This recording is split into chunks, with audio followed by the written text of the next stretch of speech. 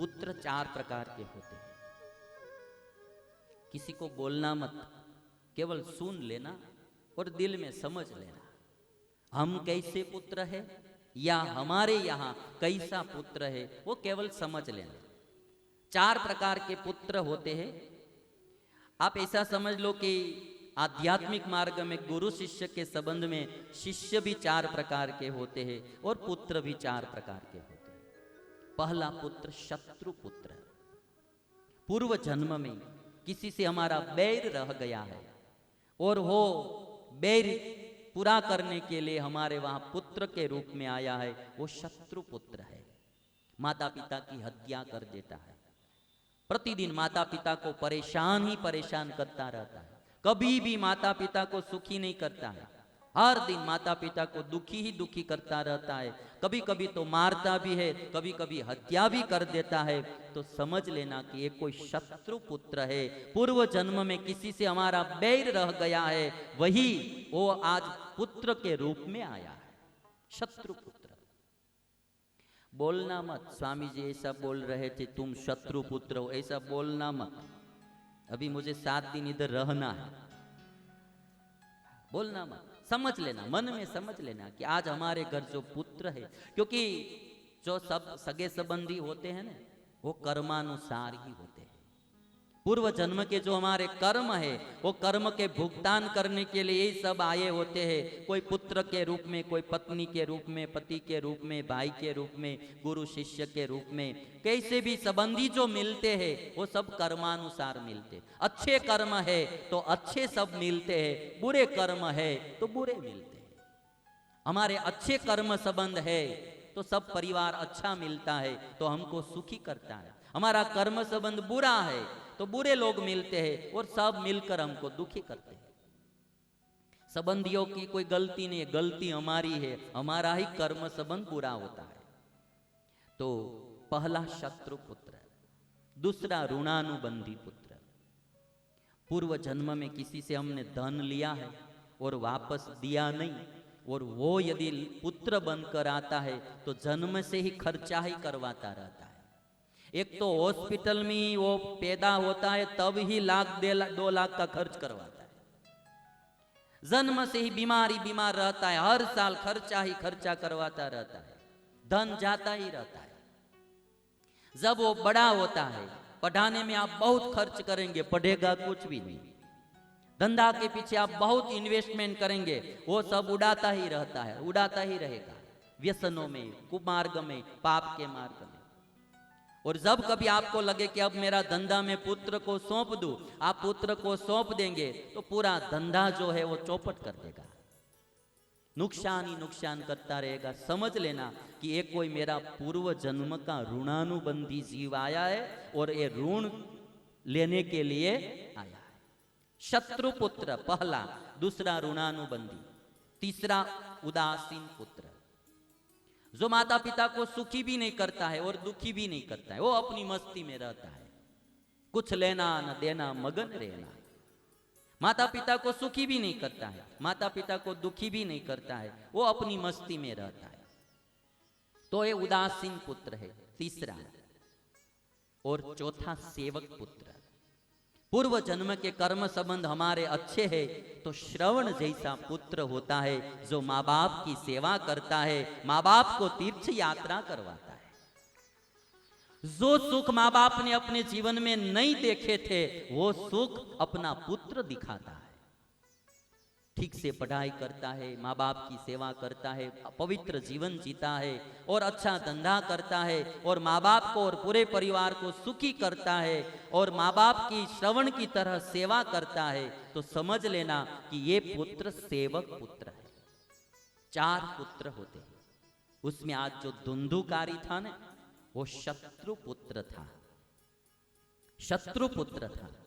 आत्मदेव और उसकी पत्नी धुंधुली को बहुत मारता था, पीटता था, घर की संपत्ति सब बेच डाली। और तब जब आत्मदेव रोने लगे, तब अपना जो दूसरा पुत्र था गोकर्ण, उसने कहा कि पिताजी, ये जो संसार है ना, वो तो असार है। असार खलु संसारो दुख रूपी विमोहकः सुतः कस्य धनं कस्य स्नेहवांज्वलते निशम। पिताजी, असार खलु संसारो दुख रूपी विमोहकः, ये संसार असार है, दुख रूपी है। यहाँ किस किसका कौन किसका पुत्र और कौन किसका पिता है। पिताजी, जो वासना वाला जीव है ना, वह दुखी होता है। वासना का त्याग करके, वैराग्य संपादित करके ईश्वर का भजन करो। यहाँ कोई किसी का है ही नहीं। हमारे गुजराती में कहा जाता है, कोई कोईनु नथी रे, कोई कोईनु नथी रे। अला नाहक ना मरो, बदा मथी मथी रे, कोई कोईनु नथी रे। ये दुनिया तो स्वार्थी है, सेल्फिश है। यहाँ तो सब आते हैं, जाते हैं और अपना अपना स्वार्थ सिद्ध करके चले जाते हैं। यहाँ कोई कोई का कोई नहीं है। गोकर्ण ने ज्ञान दिया है और इसीलिए किसी ने गाया है कि सुख के सब साथी दुख में ना। आज समझ में आए तो आज, कल आए तो कल, परसों आए तो परसों, बरसों के बाद समझ में आए तो बरसों के बाद, और बहुत जन्मों के बाद समझ में आए तो बहुत जन्मों के बाद, किंतु एक बार समझना तो पड़ेगा। स्वामीनारायण भगवान ने वचनामृत में ये बात बताई कि यहाँ कोई किसी का है ही नहीं। हम अकेले इस दुनिया में आए, अकेले ही जाएंगे। खाली हाथ आए और खाली हाथ ही जाएंगे। कोई दुनिया में आएगा, आप भागवत की बात मानो या न मानो, कोई संत की बात मानो या न मानो, गुरु की बात मानो या न मानो, किंतु ये तो आपको मानना ही पड़ेगा कि इस दुनिया में कोई भी आदमी, कोई भी जीव आता है वो अकेला आता है, और जब जाता है तो भी अकेला ही जाता है। जब आता है तब खाली हाथ आता है, और जब जाता है तब भी खाली हाथ जाता है। कुछ कोई साथ में नहीं लेकर जाता है। अकेले आए, अकेले जाना। जाने से पहले अच्छा काम कर लेना, भगवान का भजन कर लेना, सत्कर्म कर लेना, ईश्वर की प्रसन्नता हो, कोई साधु संत की प्रसन्नता हो, कोई माँ बाप की प्रसन्नता हो, ऐसा सत्कर्म कर लेना। कब चले जाएंगे किसी को पता नहीं। और इसीलिए किसी ने कहा कि शायद इसी का नाम है जिंदगी। यहाँ कोई आ रहा है, कोई जा रहा है, कोई हंस रहा है, कोई रो रहा है, शायद इसी का नाम है जिंदगी। यहाँ कोई आ रहा है तो कोई जा रहा है। आज के दिन में कितने लोग यहाँ आए होंगे और कितने लोग इस दुनिया को छोड़कर गए भी। आते हैं, जाते हैं। ये पृथ्वी कभी किसी की हुई नहीं, कभी किसी की होने वाली भी नहीं। आते हैं, जाते हैं, मेरा मेरा करके मर जाते हैं। मेरी भूमि, मेरा घर, मेरी पत्नी, मेरा पुत्र करते करते मर जाते हैं। फिर कहीं और जन्म लेते हैं, वहां फिर से शुरू हो जाता है मेरी भूमि, मेरा पुत्र, मेरी पत्नी, मेरी माँ, मेरा पिता, मेरी पत्नी, मेरा पति। और कवि की ये बात तो समझने लायक तब हुई जब कवि चले जा रहे थे और सामने से एक बारात आ रही थी। किसी युवान का विवाह हो रहा था, युवक का विवाह हो रहा था और उसकी बारात आ रही थी।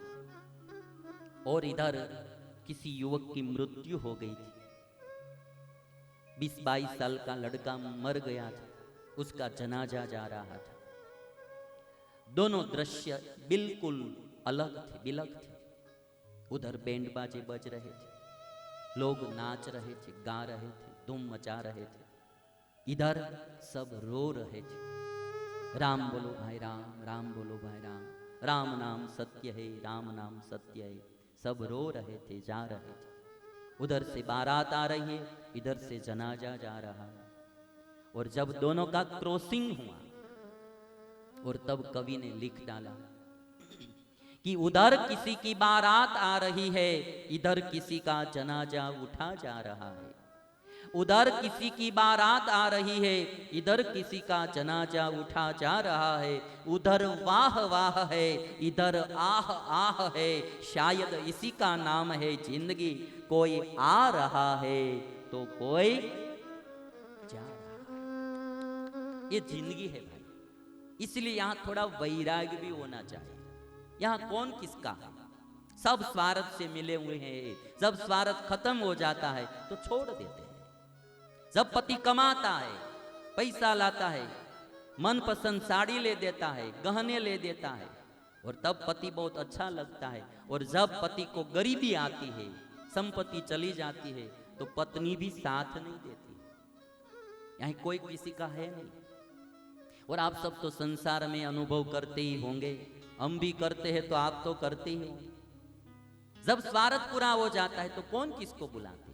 आज वृद्धाश्रम क्यों खुल रहे? अब माँ बाप की जरूरत नहीं है। जब जरूरत थी तब तो माँ की गोद में जाकर बैठ जाता था। जब कुछ खाने की जरूरत पड़ती थी तो माँ के पास जाता था। पिता जब काम से आते थे घर पे तो दौड़ते दौड़ते जाते थे, पापा आए, पापा आए, पापा आए। अब जब वो अपने आप कमाने लगा तो अब पिताजी की जरूरत नहीं रही। ये दुनिया स्वार्थी है। और इसीलिए किसी ने गाया कि सुख के सब साथी दुख में ना कोई। सुख के सब साथी दुख में प्राय है ऐसी। मैंने बात करता हूं तो प्राय कोई कोई अच्छे भी होते हैं लोग, जैसे लक्ष्मण जैसे होते हैं कि दुख में भी राम को, भाई को साथ दिया। कोई सीता जैसी पत्नी भी इस दुनिया में होती है कि संकट के समय में पति को साथ दिया। होते हैं, किंतु प्रायः 80% लोग स्वार्थी होते, 20% लोग ऐसे भी निकलते कि अपना कोई भी मतलब नहीं तो भी दूसरे को सुखी करते।